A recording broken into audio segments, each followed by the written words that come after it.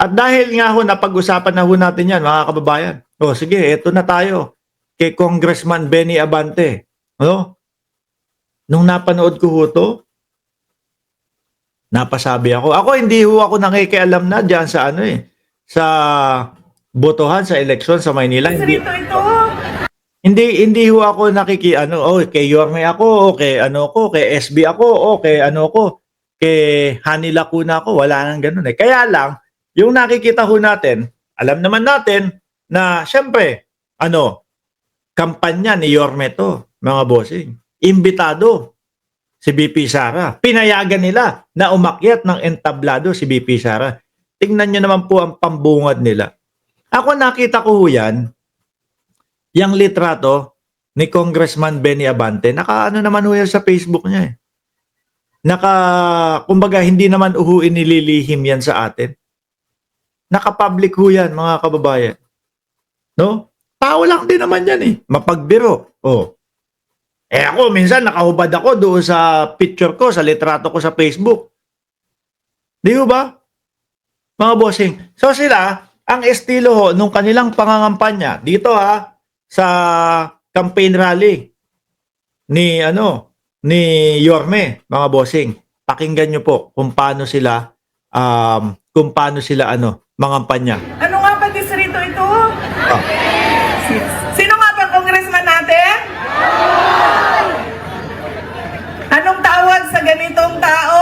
Piruin nyo, mga kababayan, yung banat nila. Sino ang congressman? Mainit ho sila kay Benny Abante, mga bossing, kasi hindi sila nilulubayan din. Ano po, may mga katanungan ang taong bayan. No? Na trabaho ng mga congressman yun. Hindi nyo masagot. Ngayon, binibira ninyo sa ganyang pagkakataon. Di ba? Dati ho, mga bossing, bata pa lang ho ako, talagang naano na ako sa politika eh. Mahilig na ho ako. Mabigyan ko kayo ng kumbaga yung dating panahon, Lim versus Estrada. Naglalaban ho. Lim versus Estrada. Yan ho, nung mga panahon na yan, sa Tondo, Maynila pa kami nakatira. Ako ho, mga bossing, Lim ako Lim. Mayor Lim. Yung kaibigan ko, dahil nga po sila pulis, Estrada ho sila. Ayun, talagang nagkakakabit pa ako. Doon sa ibabaw ng ng bubong namin. Lim, susulatan ko yung sako ng uling, isusulat ko L-I-M, Lim. Papaskil ko doon. Laking Tondo ho ako pinanganak akong Tondo, mga kababayan. Dati ho, pag ang mga tao o ang mga politiko nangangampanya, di ba? Ang mga politiko nangangampanya, mukhang kilala ko to Saglit lang, mukhang si Sir Jelly to natatandaan kita Mukhang katrabaho ko sa Burger King. Doon sa United Nations, mga kababayan, nung siguro 16 anyos lang ho ako noon. Ikaw ba yan, Sir Jelly? Ayan Jelly Moonshine. Tatandaan ko yan mga yan. Shoutout sa iyo, sir. Ngayon mga kababayan, nung mga politiko dati, kapag gusto nilang manalo, mga bossing, balandrahan ho yan. Sabi ni Sir Jelly, oo, kilala mo pa pala ako. Naku po. Ikaw ang paborito ko na tinatawag naming Sir Jelly. Di ba? Mabait tong tao yan. Mga kababayan, napakabait pong tao niyan. Talagang simula umpisa, nung dati, 16 anyos ako, nagtatrabaho na ako sa Burger King. Umpisa, nung pagpasok ko hanggang dulo, nung 6 na buwan, ayan ho, nakaalalay yan. Di ba?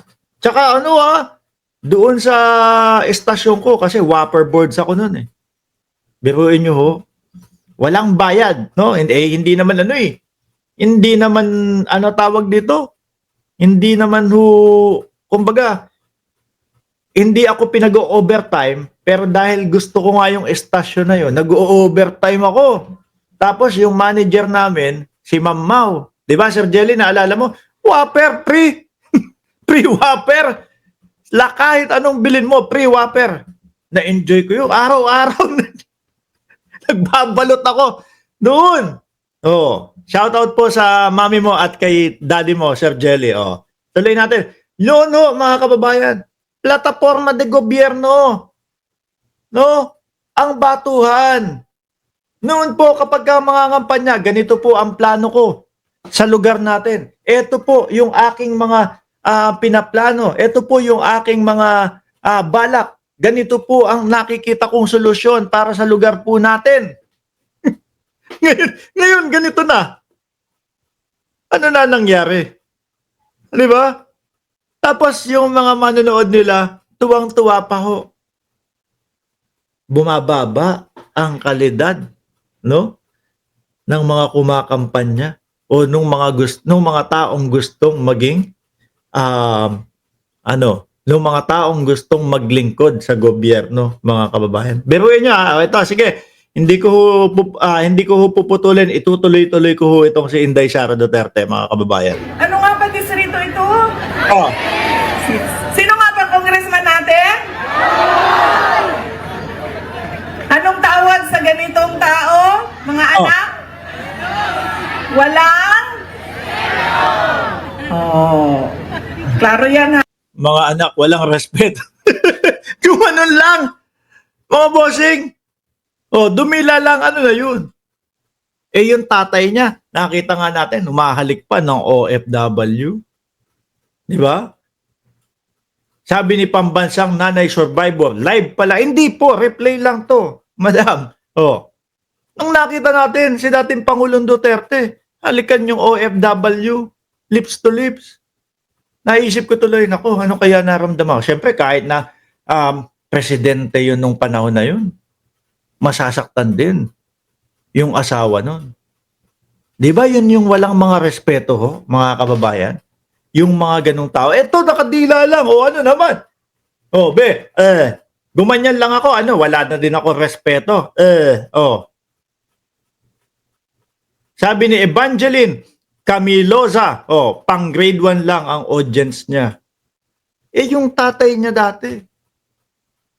Di ba, may nabalita. Yung na-rape. No, nag-rape. So, grapes na lang ang gagamitin ko. Baka bawal kay YouTube eh. Yung nag-grapes, di ba? Tinignan niya daw. Eh, dapat yung mayor ang mauna dyan. Wala na nga hong buhay, mga kababayan. Tapos ganun pa ang biro. Eh, dapat yung mayor ang nauna dyan.